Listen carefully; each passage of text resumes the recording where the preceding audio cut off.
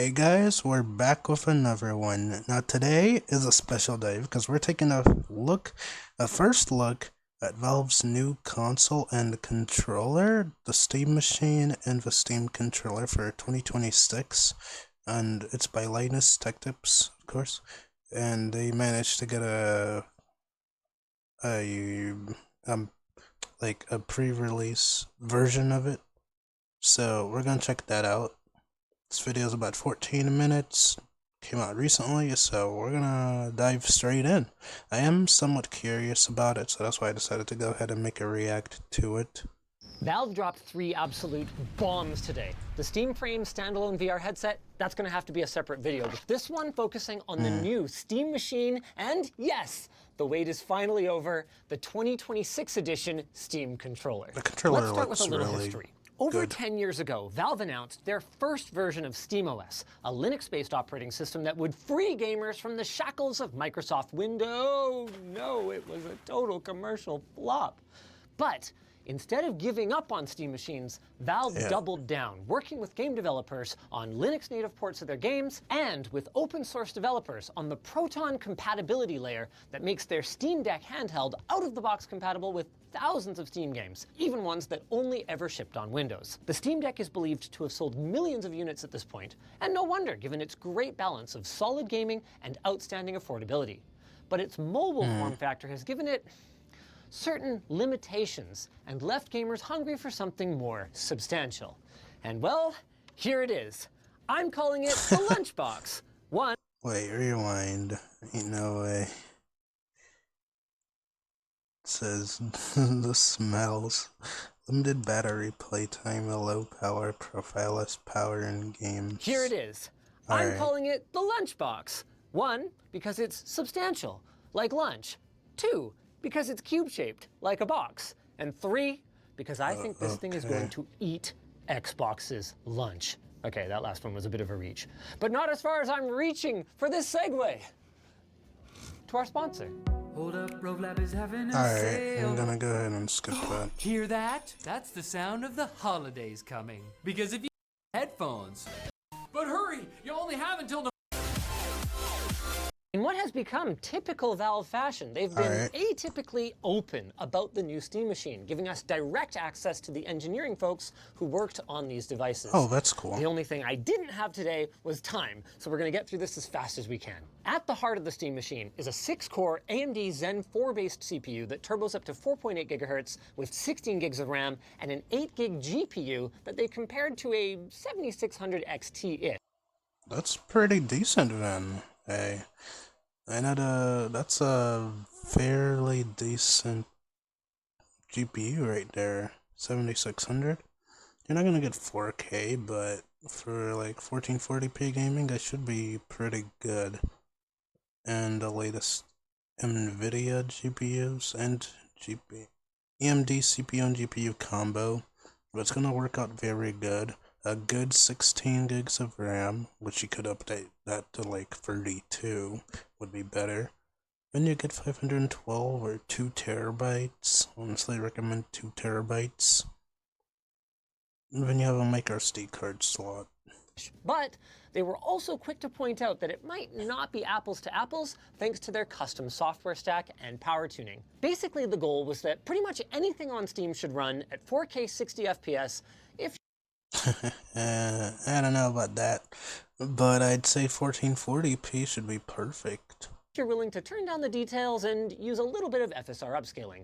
And we saw that on display with Cyberpunk running in the demo room at these settings. Valve says to expect about 6 times the performance of the Steam Deck. Now, I was a little surprised to not see an SoC with shared memory, but apparently the decision to go for discrete CPU and GPU came down to balancing cost, power, size, and performance, and also they just didn't feel like they needed to. And I guess Valve was right, because they nailed this thing. Compared to a more traditional ITX small form factor machine like the OG Steam Machine reference design, you can see that it's a Bruh. And no wonder it failed, bro. Massive. Bulky. Like, that thing is huge. lot smaller. More on par with a highly integrated design like something like the Framework desktop. investment disclosure. Like the Framework desktop, Valve allows customization of the front panel using these magnetic plates, and they're going to provide the CAD files so you can put whatever your heart desires on here. They even had a machine in the demo room with an e-ink display that was showing system vitals. Pretty darn cool. But unlike the Framework, it has a programmable RGB strip in the front that could be used to personalize your style or maybe show a progress bar while you switch your TV input and wait for your game to be downloaded. The sky's kind of the limit. The front of the device has a power button, micro SD slot, 2 USB 3 5 gigabit per second ports. Then the rest of the I/O is in the back, where you'll find 2 USB 2 Type A ports, a USB-C 10 gigabit per second port, no display port on there, that is worth noting, gigabit Ethernet, power in for the integrated power supply. Good gravy, this thing is compact, as well as an HDMI 2.0 and DisplayPort 1.4. It's impressive to see how far technology has come, guys. But even Steam, well, I should say Valve, but yeah, they can make a whole PC this size. This is gonna put Apple, like the Apple Studio, as a competitor right there, man. It's slightly larger than the Apple TV or Studio, but it looks great, to be honest. Port. It is worth noting that HDMI 2.0 port, they have tested it at HDMI 2.1 speeds, but there are a couple of features that are not implemented, so they can't call it HDMI 2.1. Also at the back, we have a large 120mm cooling fan that draws air from both the intake on the bottom that comes up through the power supply, as well as the large heatsink on the front. We're going to crack this thing fully open in a sec, but first I want to talk about the Steam controller. No, not that Steam controller, the new one, with the exact same name. Before you ask, yes, I made my case to Valve that this is unnecessarily confusing. No, they're not going to change it. The good news is Valve learned a lot from the first Steam controller, and this appears to be their most complete offering ever. To be fair, the original was really cool. I mean, it made non-controller games finally playable from the couch, thanks to their innovative haptic touchpad. They also unlocked novel input schemes with gesture control or like swiping with momentum. But they also turned off a lot of folks due to their deficiency of traditional joysticks. Well, that's solved now. The Steam controller is everything that is great about the controller on the Steam Deck, but usable when your Steam Deck is in docked mode, or with your Steam machine, or with any other PC investment disclosure. On the surface, it offers up a conventional ABXY button layout with a PlayStation-style symmetric joystick design that will work seamlessly out of the box with basically any game. I mean, that should be pretty good. That's just a massive upgrade, to be honest. Yeah, I can see why the original one wasn't that pleasant to play with, to be honest. Yeah, the left is outdated. Super outdated. The trackpads have been repositioned to better accommodate the arm's like natural position while holding a smaller device compared to the wider Steam Deck, and all of the usual Valve buttons are included. A Steam button for opening the menu, their quick access button for bringing up the SteamOS overlay, 4 rear programmable buttons, the face buttons are satisfying with a nice amount of resistance, and the D-pad has been tuned from the Steam Deck for better feel. It feels okay to me, but I only got a couple minutes with it before Valve blew my mind. The joysticks are next-generation TMR or tunneling magneto-resistant joysticks, boasting superior accuracy and durability even compared to Hall effect joysticks. And the controller has been designed from the ground up for a superior gyroscopic aiming or mousing experience with capacitive thumbsticks and even capacitive grips, so you can configure your gyro to enable or disable depending on whether you put your thumb on the stick or even by simply loosening your grip, say to recenter and then reactivate gyroscopic aiming. They had a great demo with Balatro showing how you can use the game's built-in controller compatibility like a pleb, or, hear me out, trackpads with the right for movement and the left one split down the middle for left and right click. Or, hear me out again, gyro mouse using the face buttons for clicks.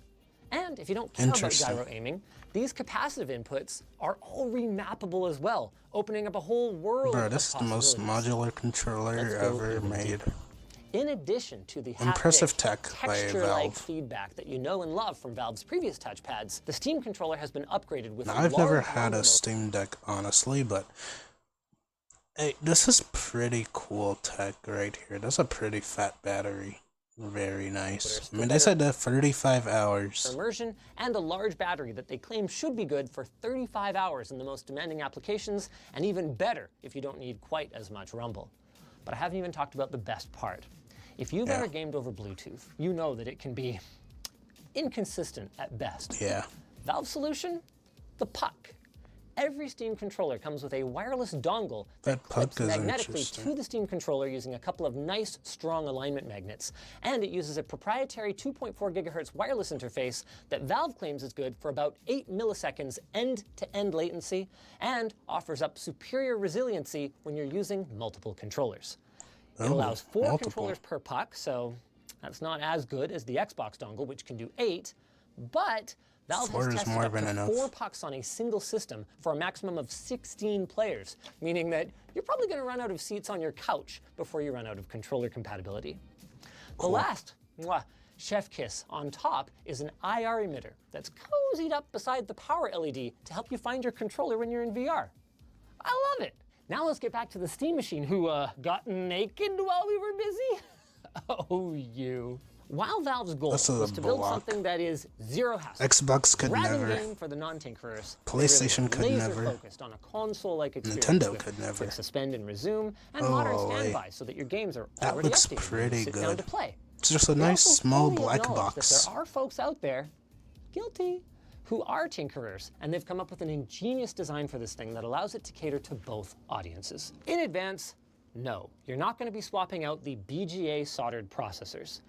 But what you can do is upgrade the storage with next to no hassle to a 2230 or larger 2280 sized M.2 drive. And while we couldn't go that deep today, Valve also confirmed that the memory uses standard SODIMM slots. Finally, while Valve hasn't actually so the RAM and storage are yet, they did say replaceable. That they're hoping to continue their partnership that they've had on the Steam Deck, making replacement parts available for end users. Awesome. That is very nice. That is very nice. Actually, this thing is basically a pre-built PC, guys. I mean, you can literally buy this. You can stream on this.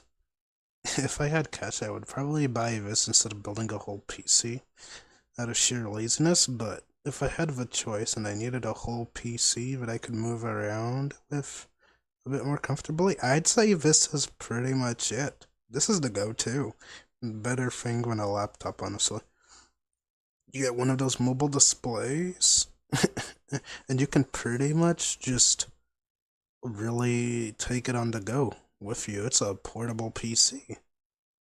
Small, compact, and powerful. You can replace the internal storage. So instead of being forced to have that 1 to 2 terabyte hard drive and then a micro SD card, now you can go ahead and put in a 4 terabyte drive or 8 terabyte drive or whatever, if you can afford it all. Like, have one of those large max capacity drives, SSDs in there, NVMEs. Get it in there and you're good to go. Like, that is peak. And you can also upgrade the RAM up to like 32 gigabytes, I'd say, is the sweet spot. But it has to be the laptop grade RAM sticks, not the regular desktop RAM sticks. There's a difference. But fortunately, it uses regular laptop RAM, gaming laptop RAM. So that's great. Since we're in here, by the way, massively there's some really upgradable cool details that I'd love to an to extent. The power supply, for one thing, is fully integrated to the point where it's actually part of the chassis, and the cooling solution pulls air directly through it, which avoids any need for it to have its own fan. The aforementioned Delta cooling fan is actually slightly thicker than the standard 25mm for extra static pressure, and it includes antenna mounts that are integrated into it, along with I/O mounts. Cool, right? Oh, this is actually a great look at the 4 antennas. So this is the back of the device, where you have your 2 antennas for Wi-Fi 6E, Then if we flip it around to the front, we've got one antenna for Bluetooth peripherals and another one that is dedicated to your Steam controller or controllers. So that puck that's included with your controller is actually extra, and you could chuck it on another PC or next to your couch for charging. That is major wild. question mark, though, is of course price. Valve wasn't The able real to give question any is, can you buy the specific puck numbers due separately to too? rapidly evolving market conditions. But they will obviously have it nailed down when the Steam Machine launches in Q1 2026 alongside the new Steam controller. They did give me one hint though. They said that while they expect it to be very competitively priced with a PC, that it will be priced like a PC, rather than like a console with games subsidizing the upfront hardware purchase. They wouldn't say why, but if I had to guess, I'd say it's partially to avoid stepping on the margin opportunities of their potential partners for Steam games and Steam software, but also because they recognize that the Steam Machine is a full-fledged PC, capable of being used as a full-fledged PC. There's no guarantee then that, say, a corporate purchase of 10,000 of these things would result in a single game sale. So they really do need to protect the sustainability of their hardware business. Yeah, that is true. Another major question mark is, where the heck is standalone SteamOS for custom PC builders? Well, we aren't going to get a formal SteamOS release for BYO hardware configurations anytime soon, but Valve has expanded the list of supported third-party devices, and they have supported installing the Steam Deck recovery image on AMD CPU and GPU systems for some time, and recently updated it to support their latest Zen 5 and RDNA 4 architecture processors. So, just cool. Nothing prevents you from building your own Steam machine and installing the software for free, though you will miss out on some things. HDMI CEC control, for instance, required Valve to build a custom motherboard in order to have your computer turn on alongside your AV receiver. And to get that on a BYO PC would require some serious cooperation between hardware makers that I don't know if we should hold our breath for. But the bulk of the experience should work pretty much out of the box. We may even get a release that supports a broader range of hardware in the future. But the vibe I'm picking up on around here is that it really depends on better support for Intel and especially NVIDIA GPUs. I'm also picking up this vibe to our sponsor. Again. Hey man, I got a new couch and I think myself. Now I'm watching. Alright, I'm gonna end it here, bro, but as you guys can see, that was a pretty good upgrade for a PC, right? You can buy this as a standalone PC.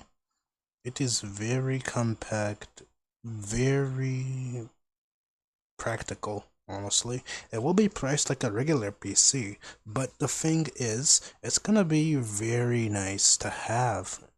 If I had to guess, it would be around 1200, to be honest. Around that mark. If they're keeping it really on the lower cost side of things, then it should be like a cheaper built PC.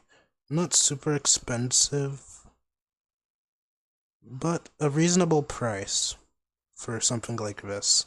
It does have a discrete GPU, which means you're not getting some GPU APU combo where they have the GPU and CPU as one chip.